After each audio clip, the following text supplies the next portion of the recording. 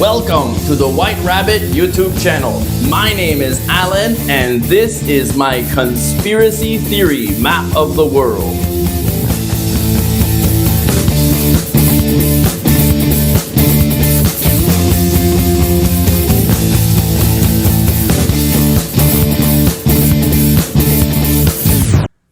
In this episode, let me tell you about Canada's most famous UFO encounter, the Falcon Lake Incident. The story first ran in the Winnipeg Tribune newspaper a few days after the incident. Stefan was an industrial mechanic by trade and also an amateur geologist who liked to venture into the wilderness to prospect for silver and gold. He stayed at a cheap motel across from the highway skirting Falcon Lake. The next day, on May 20th, he departed early in the morning, crossed the highway into the forest using a compass as his guide as there were no trails.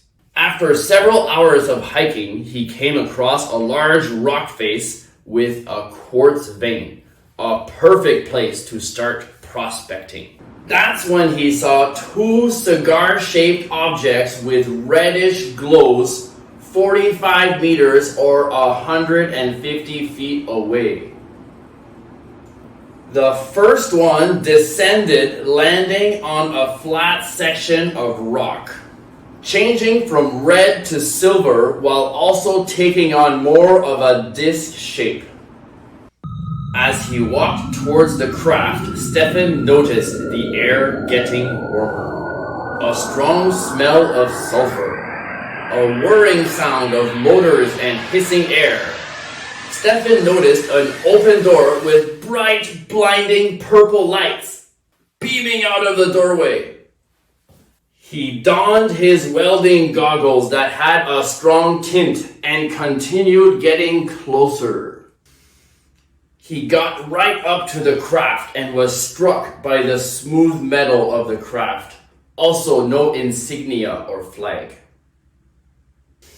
Stefan peered in and saw lights and beams of multiple colored flashing lights, but no living beings. Suddenly, 3 panels slid across the opening and sealed it. Stefan reached out to touch the smooth metal with a gloved hand. The fingertips of his leather welding glove began to melt. No fire, just melt. The checkerboard vent from Stefan's sketch stopped facing him. Suddenly, he got struck in the chest by a blast of air or gas that pushed him backwards and set his clothes ablaze.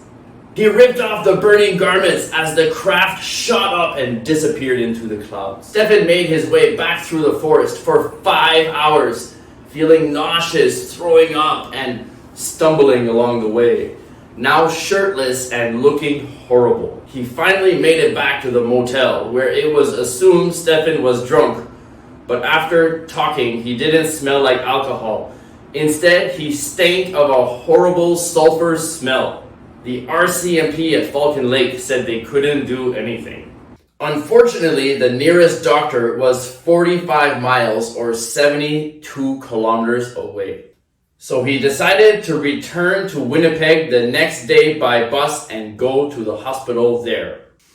Stefan was treated for burns on his chest and stomach that later turned into raised sores in a grid-like pattern.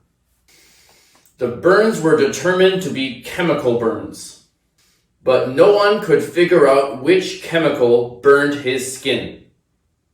Stefan didn't tell the doctor the truth because he thought he would be laughed at. In the end, the story was told. Within 24 hours, Stefan's story made the news all over the world. It attracted the attention of numerous Canadian and United States government agencies. The case was investigated intensely by the Royal Canadian Mounted Police, the Department of National Defense, the Royal Canadian Air Force, and even the U.S. Air Force. Retrieved items, including Stefan's shirt and tools, were subjugated to extensive analysis at the RCMP crime lab. The cause of the burns remains a mystery, but all items are still radioactive.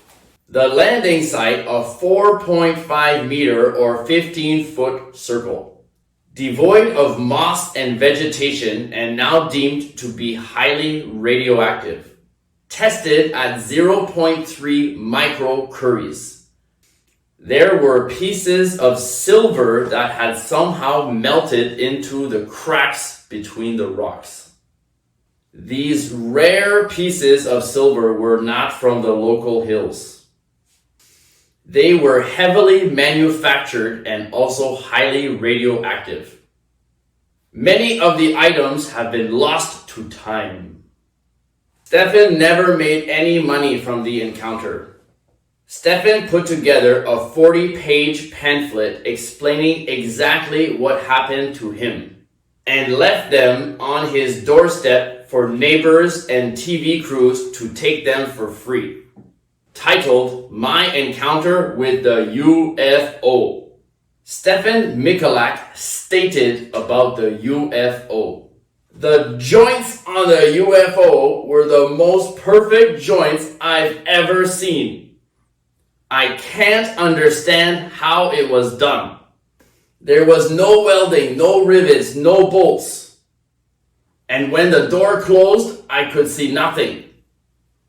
Stefan, similar to Mel in Mel's Hole from the previous episode, regretted ever saying anything about the incident.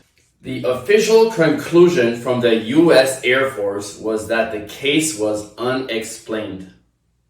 The Department of National Defense and the Royal Canadian Mounted Police investigation teams were unable to provide evidence to dispute Stefan's story. Now I want to talk about an intriguing individual. He was at one of the highest positions of government during the Falcon Lake Incident in May of 1967. Paul Hellyer served as the Canadian Minister of National Defense from 1963 to September of 1967. Paul Hellyer is the only person of cabinet rank in the G8 to have openly disclosed information about UFOs. He stated they communicate by mental telepathy. They know what everyone is thinking. He received information about UFOs from a highly reliable source.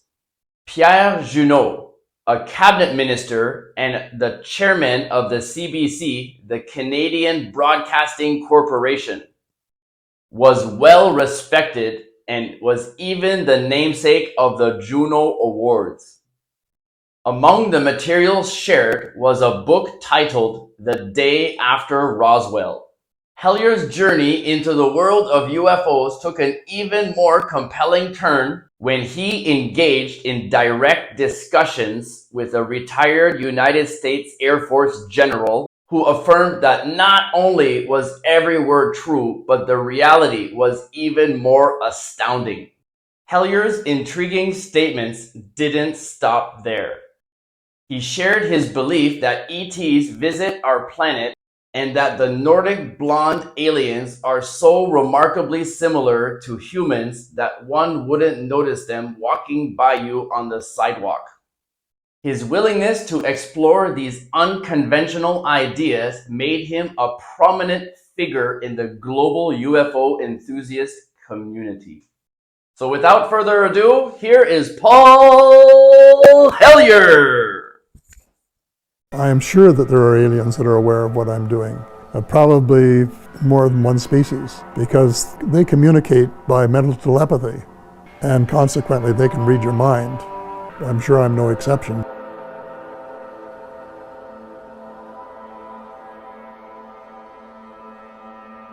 But just as children survive the idea of the tooth fairy and Santa Claus when they become adult, I think that tax-paying citizens are quite capable of accepting the new and broader reality that we live in a cosmos teeming with life of various sorts. When I was Minister of Defense, of course, I got sighting reports, but didn't know whether they were real or whether they weren't.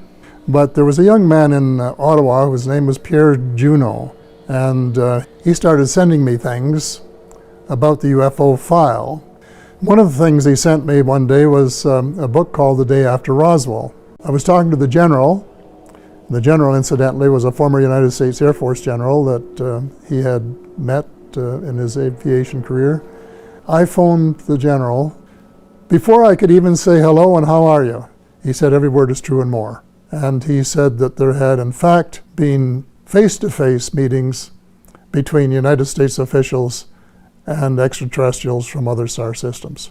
And with that assurance, I decided to go public and say, for the first time, of anyone of cabinet rank from the G8 group of countries, that UFOs are as real as the airplanes flying over your head, and said it without any restriction whatsoever. I have reports of several species. There's one species that looks something like a praying mantis. And then the short grays are the ones that you see in the cartoons. The tall grays look much more like humans. And the Nordic blondes, for example, are so similar to humans that they can walk down the street and not be detected.